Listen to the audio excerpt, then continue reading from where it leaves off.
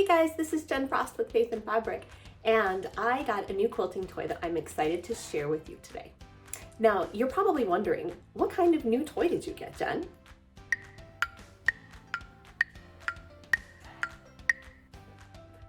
A clue would probably help. It's big, it's heavy, and it's white. And it's not a sewing machine because I just upgraded that one in December. Any guesses yet?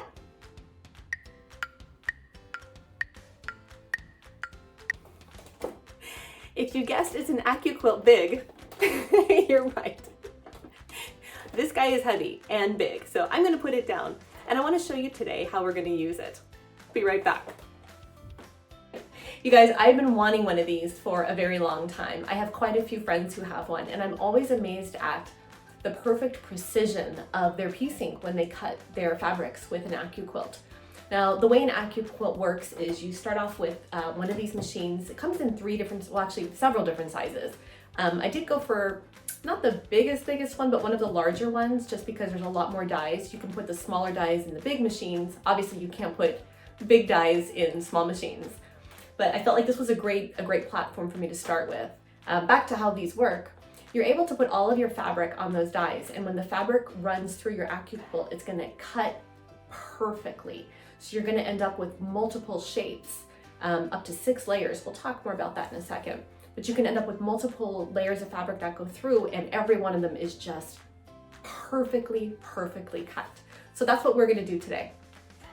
First though, I wanna kind of show you how this guy works. It's very big, it's very heavy. not for the weak. You feel you could build some muscle working with this. But the way that Accuquilt works is we'll lay this guy down and then slide this part open. And you'll see now here, from the front, you're gonna be putting your panel on. Here's our die, and we'll take that die and we're going to run it through with our fabric on top. So let's actually take a minute to look closer at this die. The fabric cutting die that we're using today is a strip cutter. You'll see this is for 2.5-inch strips. What's really neat about these is they actually show you on their cover actual size of what your fabric's gonna be. You know, when I was shopping for these, I found it very helpful to see real life examples of the actual sizing that you were gonna be cutting out. Now it cuts 3 different shapes. This one cuts very long strips, 2.5 inches. And what's really neat, what I like most about it, is this will cut your fabric up to 6 layers at a time. So we're gonna be stacking our fabrics on top of this pad. So here's a little sneak peek. This is a huge pad, as you saw me bring it over here. This is what the pad itself looks like. Now you'll see these are very thin razor blades that pop up. It's kind of hard to see, but if I pull this apart ever so slightly, you can just barely tell there's a razor blade in there. If I push down on it, I can feel it. Not pushing too hard, of course. But these strips are where you're gonna lay your fabric on, and then when you feed this through that Accuquilt system, through the Go, it's actually gonna cut these perfect strips for us to work with. So now that you've seen the Accuquilt and the die we're gonna use, this is the fabric we're gonna be running through it. Now, these are just a bunch of very colorful scraps that I have for Easter. You'll see they're all just thin pieces. I've got some thick pieces, some chunky pieces. So we're gonna press these. I'm gonna press them on my own. I don't think you need to watch that. That's not super exciting. But I'm gonna press these, and then I'm gonna show you how we can put them on that die pad and how quickly it's going to be to run those through the Accuquilt and have these perfectly pieced 2.5-inch strips that we'll be able to very quickly apply to create the back of a quilt. So I've gone ahead and I've pressed my fabrics, and I thought we can do this together. We're going to assemble all of our fabrics on top of the cutting pad, and then we're going to run it through the machine and see how it goes. So the quilt I'm working on is going to be the backing for an Easter quilt. So you'll see I just have these like literally leftover pieces from other projects, old projects, things I've started and haven't finished. I'm sure you know nothing about that though. And I'm just putting them on top of the cutting mat. Now, the cutting mat itself is 24 inches long. So as long as your pieces are shorter than 24 inches, which all of mine are, a lot of these are fat quarter remnants, they're going on. Now you'll see I'm not worrying about pieces like this where there's just some little bit of messiness going on. I'm just putting them on the cutting mat here, making sure that the blade is going to pick up, and specifically on this one where that little bit of messy edging is, If I pull this back a little, I can see that the blade is gonna go ahead and cut that off for me, so I'm not really worried about that at all.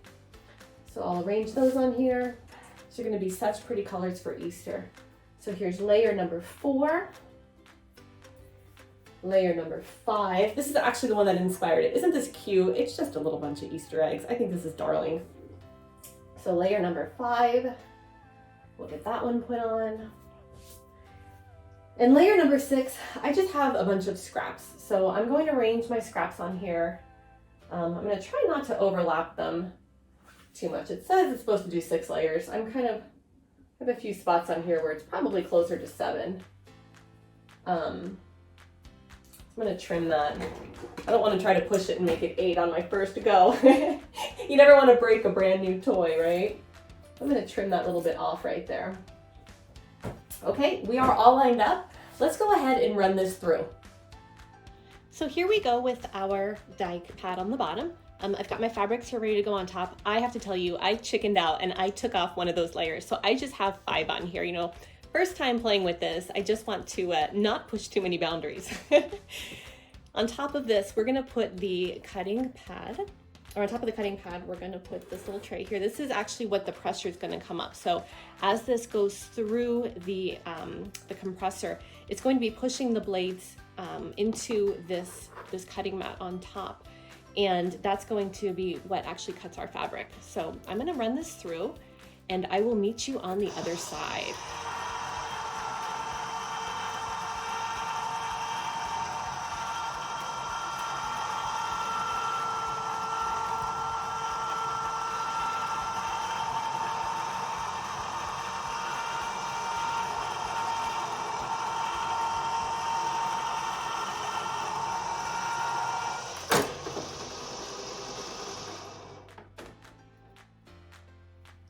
Ready to see how it turned out? I am too.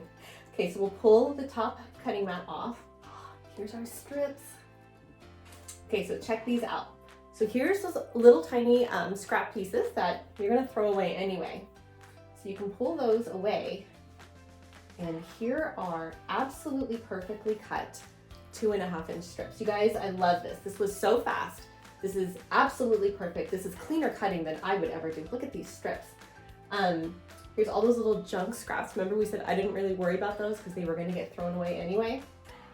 Here we go. Here's the layer where I had just those little scrap pieces on. So here's a nice little scrap piece, still cut to exactly 2.5 inches. This was so easy. Okay, so now here's one. So this piece, when I put it on, remember I told you the pad itself is 24 inches? So I put on a piece of fabric, again, just to test it and see what would happen.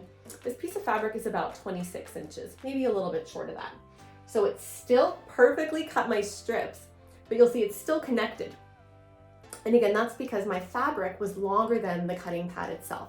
So that's no problem. You know, I can just come back and do a quick straight cut on those.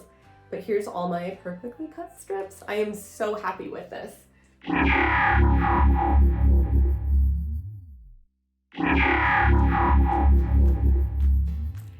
So I just wanted to pop back on here real quick and show you what I made with those strips. So if you remember, we had cut all those strips and I was able to use them to very quickly piece the back of a runner. So this is the table runner I made. It's for, actually it works really well for Lent and for Advent because you've got the purples, pull this all the way up so you can see it, the 3 weeks of the purple and then that pinky rose in the middle. And I just wanted to do something fun on the back, so we cut all those strips and here's how it turned out. So you'll see all those little scrappy strips that we ran through that Accuquilt just perfectly came together at 2.5 inches unfinished with that allowance, 2.5 inches with the allowance, and they're so fun. And these are all just those little tiny scraps, you guys, that we just fed through there, and they just came together for the best back of a quilt. Now I also used that same Accuquilt on the binding here, you'll see. I used a 2.5-inch binding. Was able to run that through the Accuquilt too. It just cut perfectly and was able to actually go ahead and sew that one on here. So just wanted to show you how this turned out. I hope you guys are enjoying your Accuquilts. That's a great die you can use for that one. Happy sewing.